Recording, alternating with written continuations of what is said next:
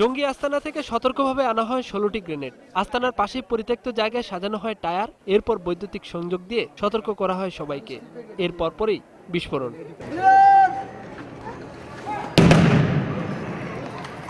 এভাবে একের পর এক বিস্ফোরণ ঘটানো হয় সবগুলো গ্রেনেড।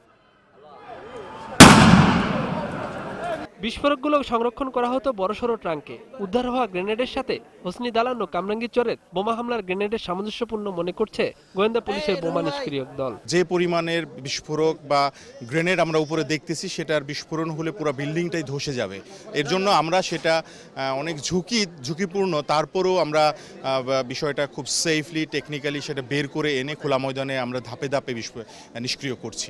জঙ্গি আস্তানাটিতে লেদ মেশিন সহ যে পরিমাণ বিস্ফোরক পাওয়া গেছে তা দিয়ে কমপক্ষে 200 হাতবোমা বানানো সম্ভব বলে জানিয়েছে গোয়েন্দা পুলিশ। ঢাকায় যে সমস্ত গ্রেনেড ইতিপূর্বে ব্যবহৃত হয়েছে বা উদ্ধার হয়েছে, যে আলামতগুলো পেয়েছি এবং এখানে সেগুলো হুবহু এক। ইনগ্রিডিয়েন্টস যেগুলো পাওয়া গেছে সেগুলো ব্যবহার করে বাইরের থেকে অন্য কোনো আলামত না, মানে কোনো ইনগ্রিডিয়েন্টস না এনেও এখানে অন্তত 200 গ্রেনেড তৈরি করার মতো উপকরণ এখানে বিদ্যমান রয়েছে।